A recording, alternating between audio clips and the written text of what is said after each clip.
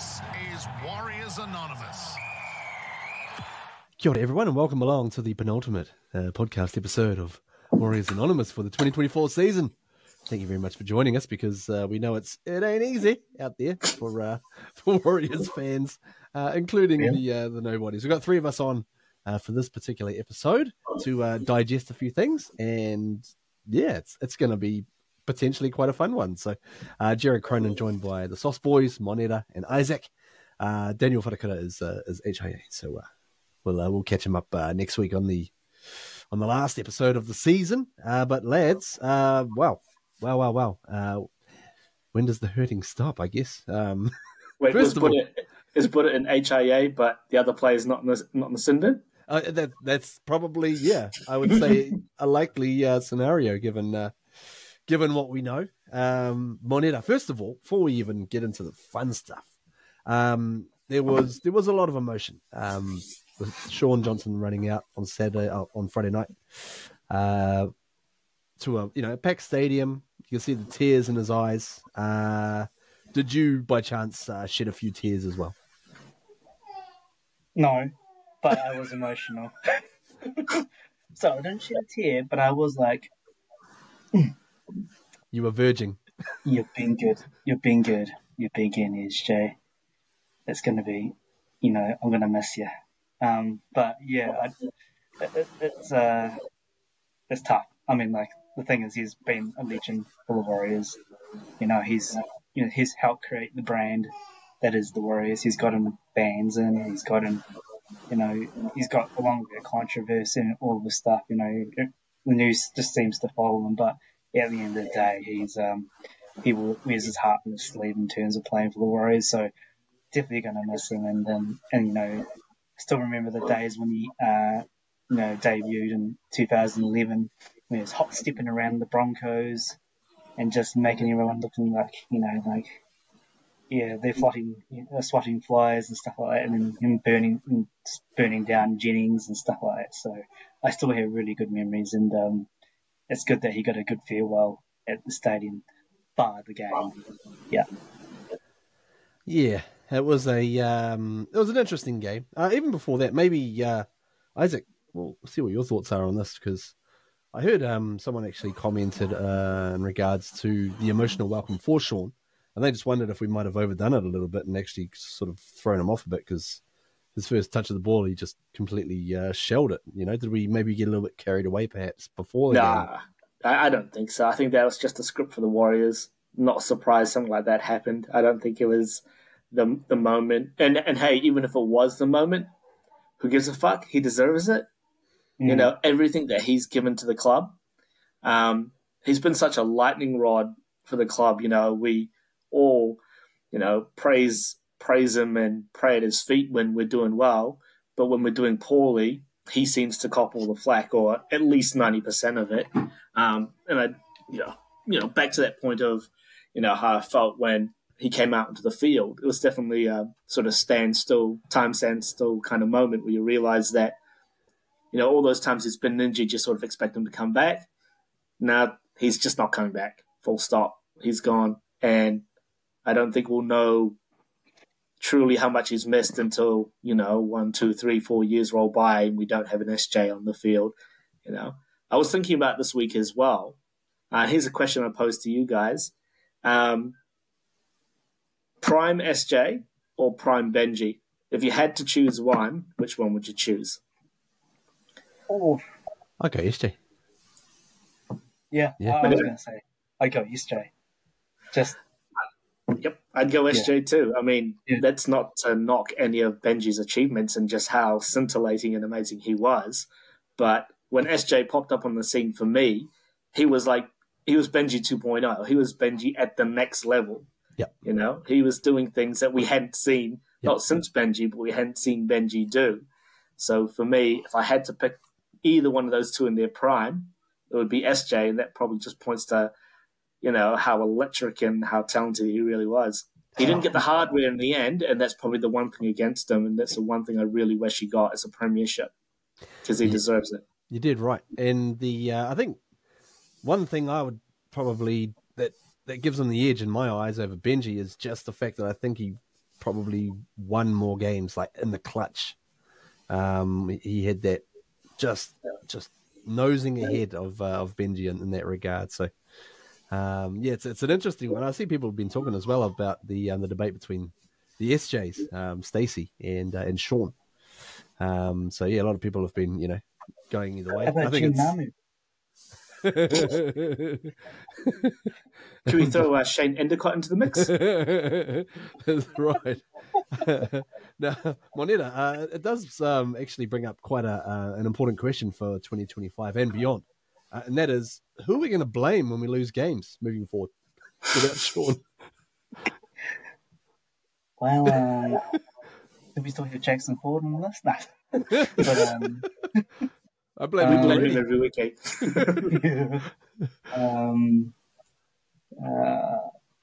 That's the thing, right? I think whoever takes over the halves, I mean, Team M got a bit of it this year too, right? I mean, I think he was starting to get a bit of that, one moment he was like he won us 4 games in a row. Everyone was singing his praises, and then things started to go down, then people started to pick at him in terms of the holes and the things he wasn't doing right. He was too slow, this and that. So I think anyone that gets into that number 7 position, it just proves how hard it is always going to get a level of criticism that just comes with what the position holds, I think. So whoever holds that number 7, I think is going to be always up for criticism, no matter what. You saw it with TMM. One moment he was like our boy, talking about how relaxed he was, how calm he was. Next moment he was too slow. He couldn't read the play, set up the structures. And you can see how Warrior fans can turn it on the dime, with the 7s. And you've already got a snip of it, so it could be TMM or Metcalf next in the firing line. There's a lot of players in Warriors history that really owe Sean Johnson a bit of love for all the flack he caught when we lose games and sort of deflecting their poor performances, no offense to them, and Sean Johnson just wearing the brunt of it, He was taking all the arrows at the front line when we were losing, and other players didn't cop as much flack as him. So it's somebody's going to have to wear that mantle now. Of it was a funny thing when he wasn't even playing and TMM was playing well. SJ was still copping flack. So you know what I mean. So no matter what, I think whoever takes over that main position of 7 is going to get has to be prepared for the criticism to come. So it's just a position that just comes with the territory. I mean, the poison chalice. I've also seen 100%. the worm turning a little bit as well on Chan's Nickel Clookstar this week. A lot of people, I've seen a lot of comments, people just getting stuck into him, and it's like, okay. I do think he might be maybe a bit of a miscast where he's playing currently, but that's probably more of a question for 2025 rather than what's going on now. But Isaac, we started brightly. We went up 12-0. I did not celebrate one little bit because I kind of knew what was going to come next, and that was the inevitable collapse. Do you think that's maybe just an entirely mental kind of thing? 100%. And I was in the same boat as you. I didn't care that we were 12 up. I was like, sooner or later the Warriors are going to turn it off. They're not going to turn it on. They're going to turn it off, and eventually that's what they did. And for all the flack that the halves, anyone that stepped into the halves jersey has copped this season, whether you're CHT, TMM, or SJ, they've all copped flack in some way, shape, or form for their performances across the season. That's not the thing that's really lost us the games. It's the defense, and the defense this whole year has been, a shadow of its former self compared to last year. I don't know what has happened. Last year was about, next man up, and then it felt like players could jump into a position when a player was down and fill a gap and do a role, especially on defense. And now that's just gone. And I don't know what happened, and that's why I wasn't confident at all being 12 zip up in that Bulldogs game. It was just somewhere along the way we're going to crack, and one-on-one tackles, bad reads, everything, came to the fore. I'm wondering what the point would be of actually having any confidence. In my own mind, I'm thinking probably need about 30 to actually start having any. That's a lot of pressure too. Yeah. Even then, it's like, You know, like Yeah. Who wants to think that we have to score 30 to win a fucking game? I mean, it's nice to score 30, but if you say we have to score 30 because the other team are going to put on fucking close to 30, that's not a good place to be. It makes me wonder what changed from last year to this year, you know? Because like last year's defense was just impeccable. It was just, they were there for each other. They were making the tackles. They were like reading the defense. But this year just seems like so different. So I don't know. I don't know. I'm kind of asking an open questions of like, what has changed for us to be like, you know, in the top 4 in defense to becoming pretty shit. So, yeah. Yeah. I mean, I can think of 2 changes off the top of my head. One being Justin Morgan leaving from the coaching ranks. He was, you know, much maligned for a lot of his time with the Warriors. That's a good point. You know, I mean, he left and things have changed quite a bit. And also the cleaner. We lost our cleaner, man. We sacked the bloody cleaner. Old Joshy Curran, like a guy who's just, you know, hustles, gets to the ball, you know, saves a try or whatnot. Like, you know, that's such a good point. Yeah. Josh the janitor and Bailey Sirenen, the one that like Buddha loves. You know, I was just like, oh yeah. But now I was like, oh okay, he's pretty good. And so, yeah. I think my take on it is, and I've talked about this in other podcasts. I think we just got too far ahead of ourselves. We rode the wave of hype, especially coming into that first game of the season, and then we lost against the Sharks, right? So it'd be a funny way to bookend the season after the first game, and this is our last game. But I thought from there, something didn't feel right for me. I'll be really honest. It was like, there's too much going on. I don't feel like the club are really concentrating on what they need to do or the job ahead. Whereas the year before, no expectations. Yeah. They did so yeah, got Nick Brown too. Hey. Yeah, so many changes. Yeah. So you were right. You're absolutely right. It reminds me, like, you know, even the first game, I was giving shit to the, like, how they've done, you know, the stadium announce, and I was like, what's going on? This seems so weird. It doesn't feel like, yeah, but you make a good point. Yeah. Yeah, it just didn't feel right. There was I sensed something was off in that very first game. Yeah. You know, they thought this was going to be a cakewalk because last year was so good. And I think slowly as the season's gone on, the mental edge has just been shaved right down to the nub, and they've got nothing left in the tank. Yeah. Yeah. Yeah, the nub is never a good sign. Yeah. We fluffed our lines on the opening night of the show, really. And yeah, I definitely, that's been something that I've been thinking about all season.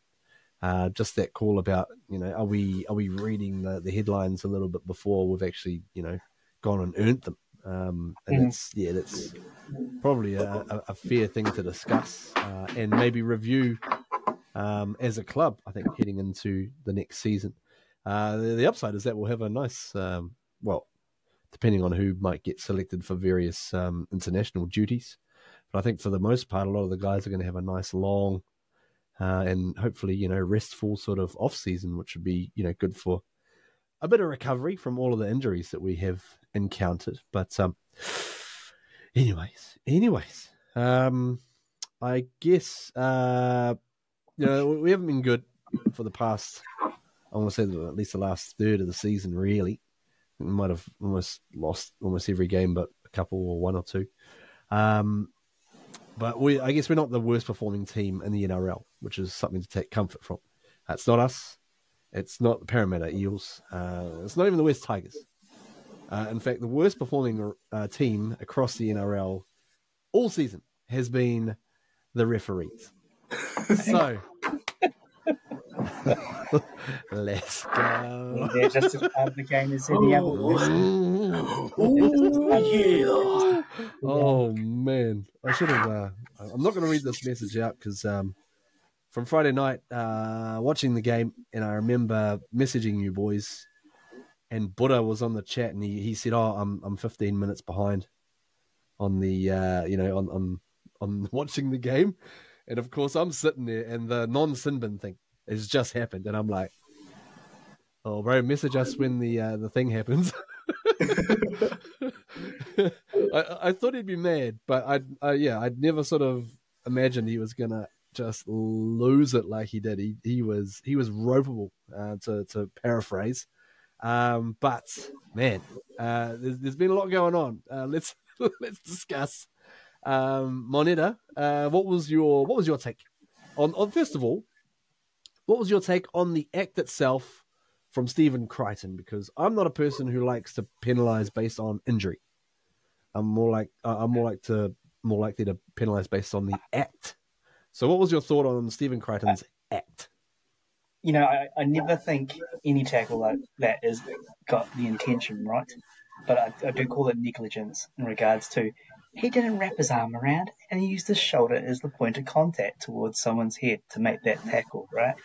And so the act itself, putting aside the negligence, constitutes to me at least the sin bit because, it's resulted in a head high, obviously, and then, putting aside, yes, we mentioned about, RTS having the wobblies and, shaky legs. So, yeah, I mean, I'm trying to hold my, feelings down because as I talk about it, it's starting to brew. But it blew my mind, and as you heard on the commentators, even on Fox, they were perplexed, as everyone else was, apart from the bunker. It was called, there's a mitigation. I've never heard the mitigation called before to excuse someone that was a blatant act. So act in terms of the tackle. Better stop. Yeah. And I mean, it's not the first time that Roger has been on the wrong side, to be fair, of some absolute bollocks refereeing decisions. Like we saw, he got sin bin earlier in the year for a tackle on Jaden Campbell. He got penalised, I think, against the Dolphins for a head high, which was just like the most borderline, just looked like a tackle. And this time he gets knocked out, and it's just a penalty. So, I mean, Isaac, the amount of anger that Warriors fans have had, lots of fans have been up in arms about this. Richie Morgan from Warrior Nation, the El Presidente, mate, he got stuck in. And he was like, what is going on here? But what has been your take on, I guess, on how the Warriors have been treated by the officials this year? I think it's been especially bad this year. I mean, every year is bad for the Warriors, let's face it. And this is why it gets us so riled up, because we've faced decades and decades. I'm just going to put it out there because I've seen my fair share of Warriors games since their inception. And it always seems to be the Warriors will not get the rub of the green. And people might say you're being too harsh on the refs. You're just biased because you support the Warriors. But I've watched a lot of league in my time being a Warriors fan, and it's pretty clear what happens to the Warriors. If it's an unconscious bias or not, I don't know, but it's particularly bad this season, and it may have been on the back of our success last year, but for some reason the refs have just fucking got it in for us. And in the back of their mind, it's almost like this is only my hot take on it, there seems to be, in the back of the refs' mind, let's just find every reason to not give the Warriors a fair chance here. We've seen it for years. I mean, you can roll back the tape on our podcasts from years gone by, and we've talked about the ref. Why are we talking about the ref? Because those things are happening to us. And I'm tired of refs making mistakes in Warriors games. They apologize, and then they try and fix it, and then it happens all over again. Coincidentally, in a Warriors game. And we as fans, they should be giving us a gold medal as fans for sticking through the shit that we have to stick through when it comes to how our games are officiated. Yep. And I can't remember who said it on in the media. Was it on the Bloke at a Bar? Yes. I was saying that this is how the NRL treats the Warriors after all the hard yards and keeping the competition alive through the COVID years and all the sacrifice. And then we finally get our credit for it last year in terms of making the finals. This is how they decide to treat us. And it's bullshit. You just get so tired of it as a Warriors fan, and we're just wondering, when is it our time to move past all this bullshit? Because I mean, it's about just having some level of you're not necessarily even asking for parity at this point. You're just kind of just wanting to be within a reasonable range, like if we can just have a reasonably fair shake of things. I remember after the previous Bulldogs game when we had the non-penalty given to Te Maire Martin. Yeah. And I also remember, Denon Kemp, he was again saying, like, literally saying that the Warriors do get the worst calls out of any team in the league.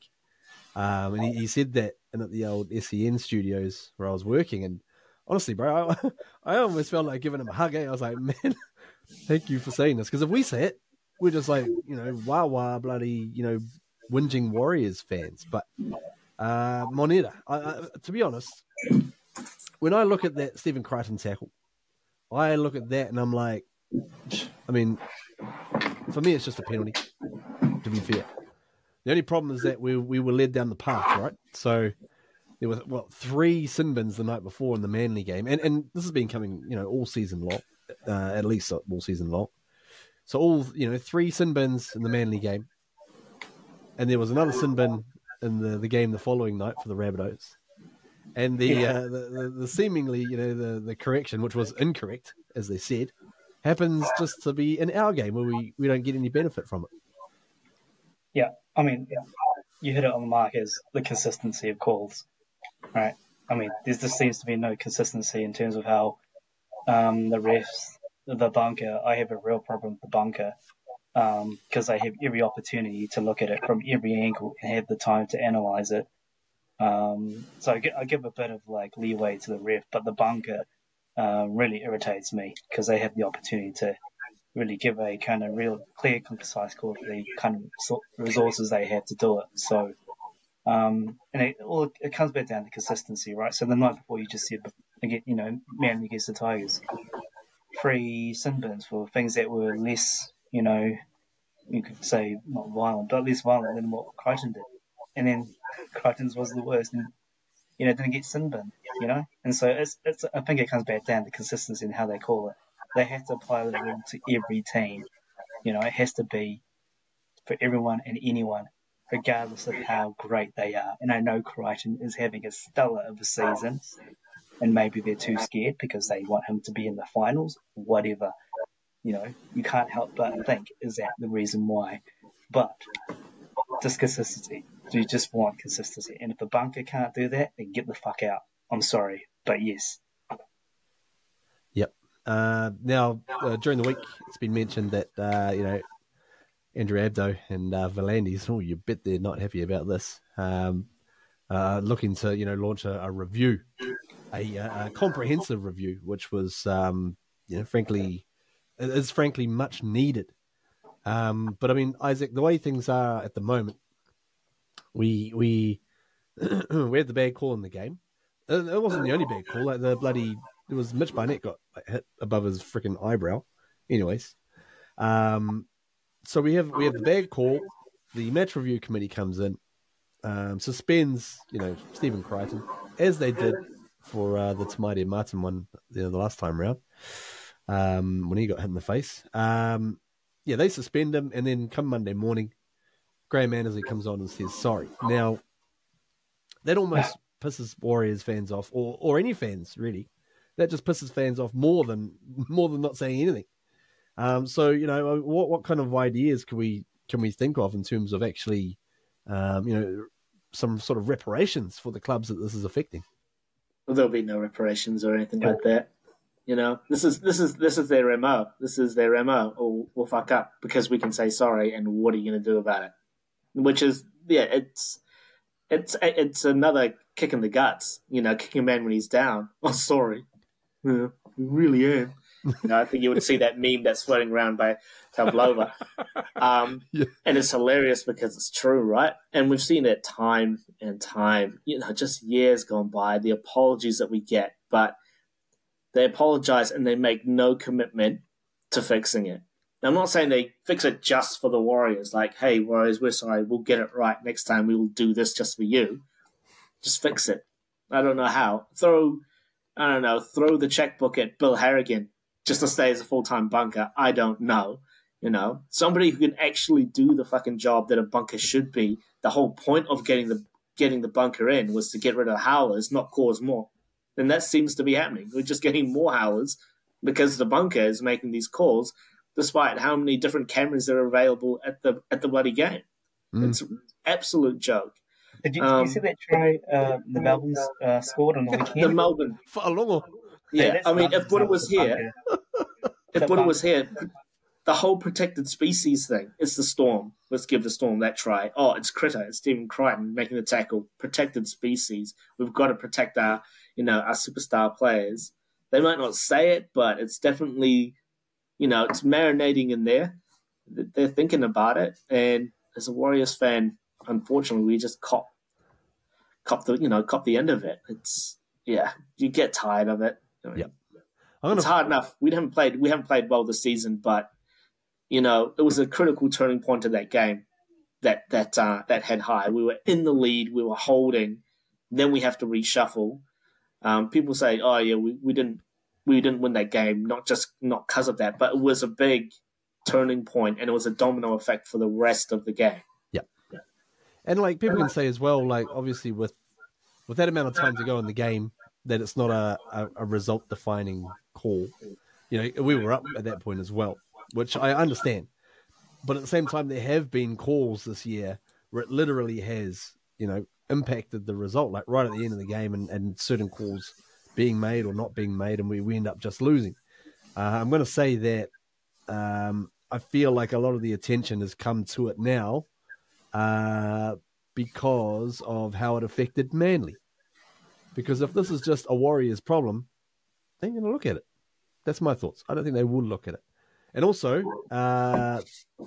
while we're sort of praising Warriors fans, let's do the reverse scenario, shall we? Same game, being played at Belmore, and one of the Bulldogs players gets knocked out, and nothing happens from it, and all the replays are being shown on the screen. What's going to happen to that ref at the end of the game? He's going to get bottled. That's what's going to happen. So I mean, like, yeah, I think there's definite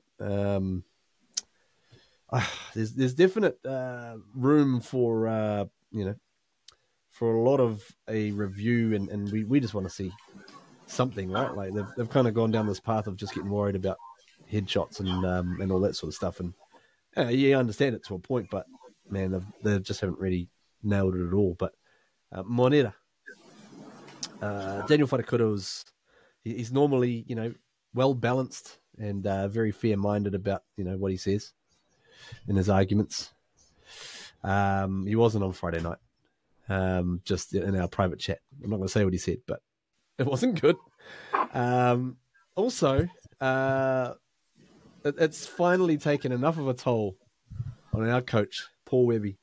He's sat there 2 years and taken shit call after shit call and gone, no, it didn't impact the game. Didn't impact the game.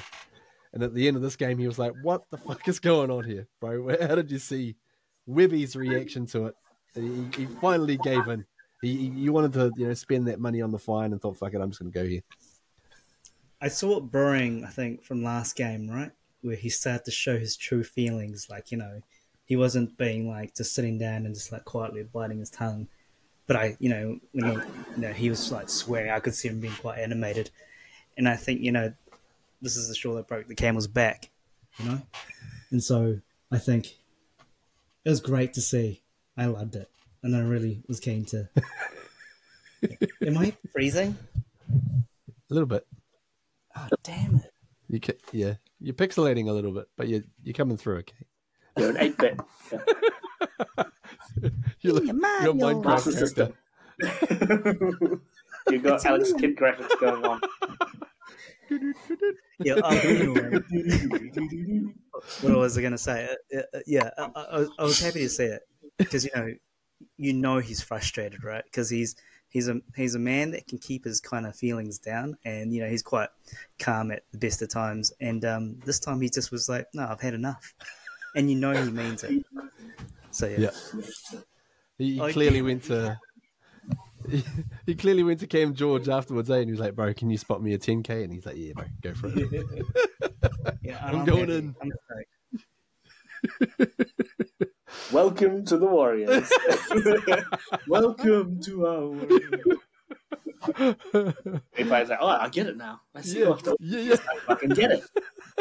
I'll never forget the that game, our first game in 2023 against the Knights, and we got penalised for something random. And I just remember the look on Dylan Walker's face, like, what the hell? And it's like, bro, welcome, bro. This is how it is. This is how it is. You're now one of us. That's exactly it. Yeah. And other coaches have gone by too. And I think Matthew Elliott, way back in the day, there was some ridiculous game, and he was at a press conference, and you could see it simmering. Like, what the fuck is going on? Like, these penalties shouldn't happen. And there was the Webby interview was kind of reminiscent. I wish I could find that interview with Matthew Elliott. There's that same look of resignation, like, I don't understand, but I understand. You know what I mean? Yep. Yeah. It was good. It was kind of fun, I guess, in a season that's been so tough to watch and so hard to take. It was kind of good to see Webby just much just promise. go, you know what? I'm going rogue. He was still pretty measured, though, to be fair, and what he said and how he said it. Yeah, he wasn't Sticky Ricky. Yeah. I love that. Oh man. Oh well. That was that one done. Any burning talking points from you fellas before we finish up on this episode? I think we can't forget AFB and the Junkyard Dog, Jazz Tavanga as well. Nice. Sad, farewell for them from Mount Smart. They've been, especially in the past few years and with the COVID years, they were a big part of the club. They stuck through it. Could have been easy for AFB to leave straight after the COVID years, I thought. But he hung around and he's got his dollars up, and he's, arguably the premier front rower in the game now. But yeah, really sad to see them go, especially JT as well. I just would have loved him to stick around and, finish his career at the Warriors. So that one's a pretty tough one. It's going to be hard man to replace. Yeah, I don't really actually. Cookie House, like, speaking of sorry. Sorry, Ray. Sorry, Pixel Man. Listen, don't move too fast, that blows your face. Speaking of replacing him, we signed Aaron Clark during the week as well from the Titans. But Isaac, have you seen any of him? I like him. Yeah, he's good. He's of a similar mold. He'll probably be the super sub. But yeah, he plays very similar to JT. Probably got a little bit more leg speed and maybe a tiny bit more creativity to him. But, he went from hooker to lock, can arguably play prop if you wanted him to as well. Same as JT.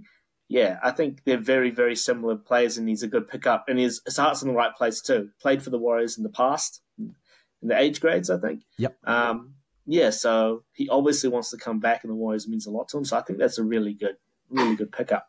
And you could even see it coming about 3 years back. Just the way he talked about the Warriors and he was like, just you could tell the love was there, and I was like, yeah, this bro's coming back at some point. So yeah. So that's gonna be next year. So at least that's something to smile about as we farewell the other lads who have done some great things in Warriors jerseys. So we will talk more about them on our end of season review episode, which will be coming up next week.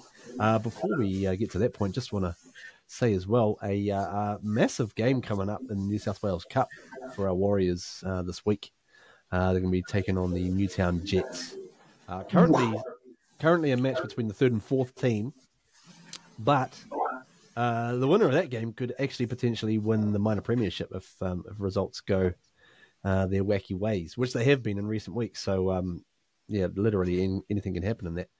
If we lose, we could end up fifth, but we're still in the finals anyway. So, but it'd be probably better to get a week off if they possibly can. And minor premiership would look nice on the mantelpiece for 2024. So good luck to Tanner Stowell-Smith, our man, and the boys in the New South Wales Cup team as they take on the Jets on Saturday. But boys, thanks very much for jumping on for this one. Far out, it's been been a challenging few weeks even for us to do the podcast, man, oh man.